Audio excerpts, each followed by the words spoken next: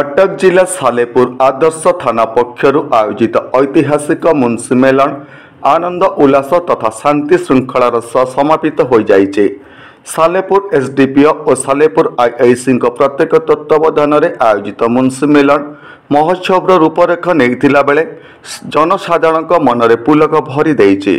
Munshi melon अवसर में स्थानीय अंचल विभिन्न ग्राम में पूजा पाउथिबा प्रभु मदन मोहन आंठुआ गोपाल लक्ष्मी नारायण गोविंद जीव राधाकृष्ण सिद्धेश्वर सुसज्जित विमान षंढ सखी घंटा घंटा बाजा बाणर ताले ताले एक विराट शोभायात्रा सालेपुर बजार परिक्रमा करी क्रमान्वय भाव सालेपुर हाटदुर्गा मंदिर परिसर में आयोजित मेलन उत्सव में विराजित हो श्रद्धालु मानक दर्शन देते।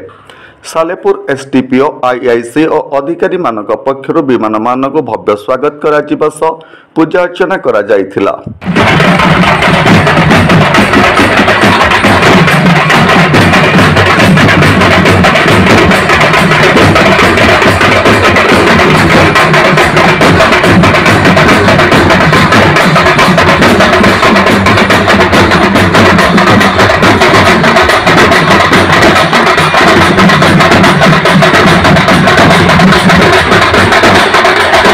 नमस्कार, मु लिपिका आपण मानक स्वागत करुच्ची नुआ रूपरे होली टीवी ओडिया।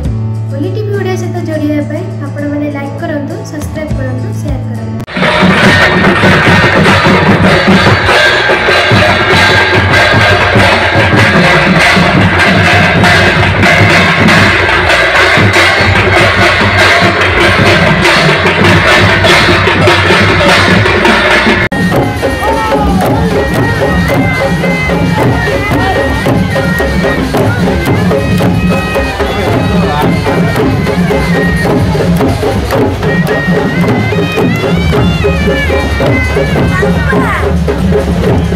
मुंशी मेलन सालेपुर अंचल भाईचारार प्रतीक। मुंशी मेलन भितर भरी रही संस्कृति और परंपरार बासना। जाति धर्म वर्ण निर्विशेष समस्ते बंधुत्व और एकतार डोरी रे बांधी होई रहिबार उत्सव। एही परिप्रेक्षी रे चलित वर्ष शनिवार राति रविवार मध्याह्न पर्यंत मुंशी मेलन चलीथिला।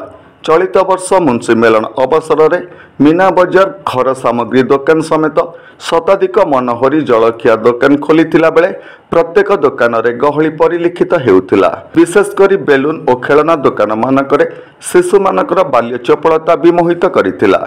चलित वर्ष मुंशी मेलन में सहस्राधिक जनसाधारण होइथिला बेले शांति श्रृंखला को दृष्टि रखी सालेपुर पुलिस पक्षर व्यापक बंदोबस्त ग्रहण करा जायथिला।